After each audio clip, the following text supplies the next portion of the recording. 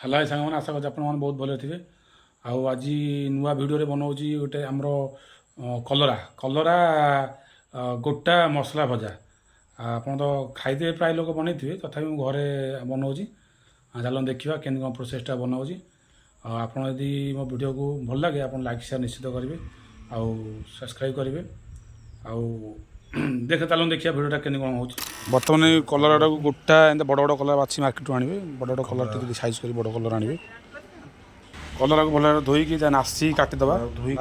ନାସି କାଟି ଦେଇକି ଭଲରେ ଧୋଇଦେବା। ଧୋଇକି କଲରା ତାକୁ ଏଇ ଟାଇପ୍ର କାଟିବା। ମଝି ପେଟରୁ ଚିରିଦେବା, ଟିକେ ଚିରିଦେବା। ମଞ୍ଜି କାଢ଼ିବାନି, ମଞ୍ଜି କାଢ଼ିଲେ ପତଳା ବେଶୀ ହେଇଯିବ। ମଞ୍ଜି କାଢ଼ିବାନି, ଏମିତି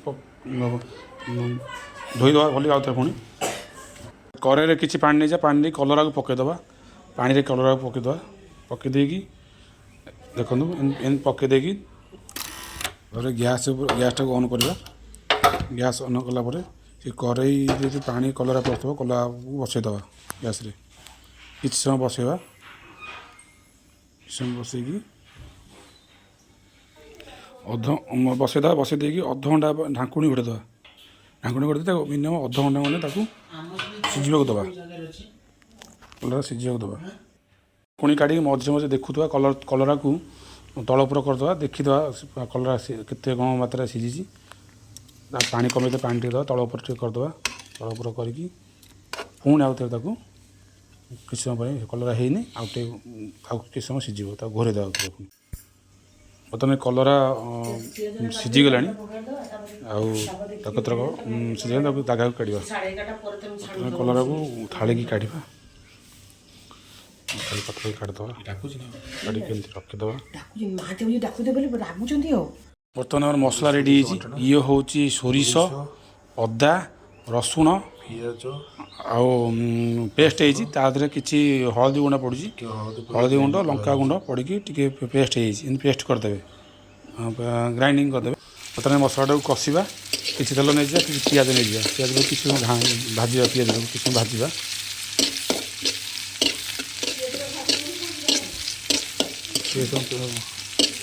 ନାଲି ହେବା ପର୍ଯ୍ୟନ୍ତ ଭାଜିବା। ଭାଜିଲା ପରେ ଆମର ପିଆଜଟା ବର୍ତ୍ତମାନ ପ୍ରାୟତଃ ହେଇ ଆସିଲାଣି, ନାଲି ହେଇ ଆସିଲାଣି।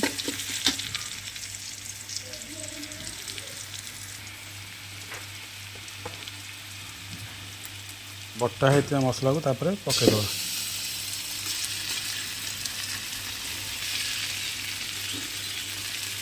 ଇତ୍ୟାଦି ପକାଇଦେବା। ତାକୁ ପୁରା ଆଉ ତାକୁ ପୁଣି କଷିବା। ମସଲାଟାକୁ କଷିବା ଟିକେ ଭଲିକି କଷିବା। ମସଲା ହେବା ପର୍ଯ୍ୟନ୍ତ ତାକୁ ଟିକେ ହାଲକା ପାଣି ଦେଇକି ତାକୁ କଷିବା।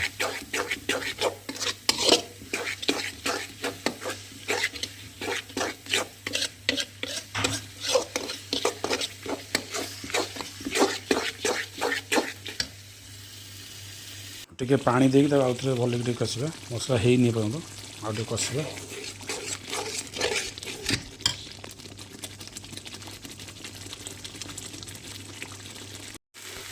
ଅଲମୋଷ୍ଟ ଆମର ମସଲା ଅଲରେଡ଼ି କଷା ହେଇଗଲାଣି। ମସଲା ସିଝିଗଲାଣି। ଏବେ ପାତ୍ରକୁ କାଢ଼ିଦେବା, ଗୋଟେ ଜାଗାକୁ କାଢ଼ିଦେବା।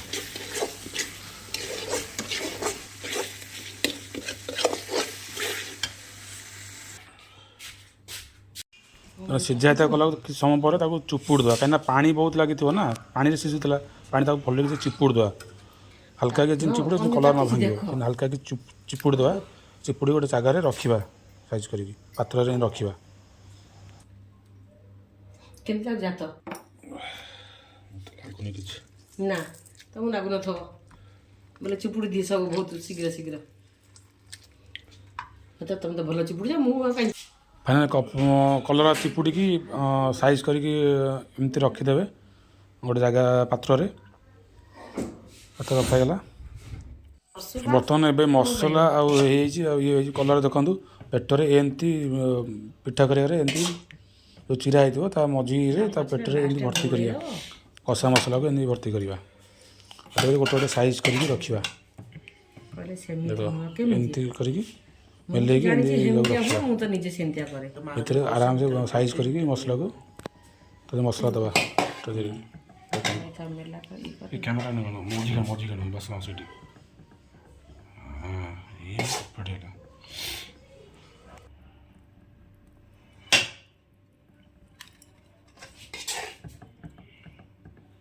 ରହିଲା ମସଲା ପାଣି କିଛି ମସଲା ଟିକେ ପାଣି ଦେଇକି କଲରା ସମ୍ପୂର୍ଣ୍ଣ କଲରାକୁ ଏମିତି ଟିକେ ମସଲା ଗୋଳେଇଦେବା ସବୁ କଲରାରେ ଏମିତି ଗୋଳେଇଦେବା।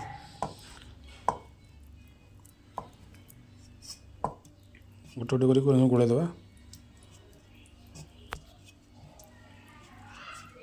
ବର୍ତ୍ତମାନ ଫାଇନାଲ୍ ମସଲା ପୁରା ଅଲରେଡ଼ି ଦିଆ ହେଇଗଲା ଆଉ ସାଇଜ୍କି ବି ରଖାଯାଇଛି ଦେଖନ୍ତୁ। ଆଉ ସାଇଜ୍ କରି ଏମିତି ରଖିଦେବେ ଦେଖନ୍ତୁ।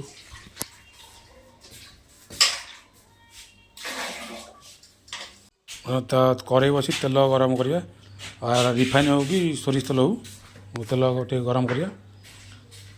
ଗଲା ପରେ ଆମେ ତାପରେ କଲରା ଛାଣିକି ତାପରେ ଏମିତି କଲରା ଛଣାକୁ ଗୋଟେ ଗୋଟେ ପକାଇବା ଦେଖନ୍ତୁ। ମସଲା ପୁରା କଲରାକୁ ଏମିତି ଗୋଟେ ଗୋଟେ ପକାଇବା ତେଲରେ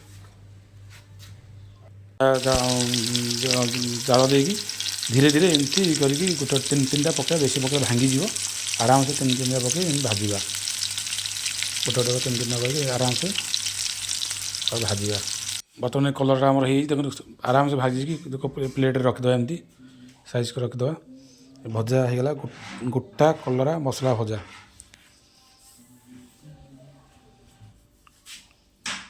ବର୍ତ୍ତମାନ ରେଡ଼ି ହେଇଗଲା ଏମିତି କଲରା ଗୋଟା ଭଜା ଦେଖନ୍ତୁ କେତେ ନରମ ସାଇଜ୍ ହେଇଛି। ଆମେ ଘରେ ବନେଇ ଖାଆନ୍ତୁ। ଆଉ ଭିଡ଼ିଓ ଭଲ ଲାଗିଥିଲେ ଲାଇକ୍ ସେୟାର ନିଶ୍ଚିତ କରି ଦେଖନ୍ତୁ ଏତେ ସୁନ୍ଦର ଆଗରେ ଏମିତି ବଜେଇ ଖାଆନ୍ତୁ। ଇଏ କଲରା ଖାଇବାର ଗୋଟେ ଉପାୟ। କେହି ତ ପ୍ରାୟ କଲରା ଖାଆନ୍ତୁ ଏମିତି କଲେ ଖାଇବାକୁ ଇଚ୍ଛା ହେବ କଲରା।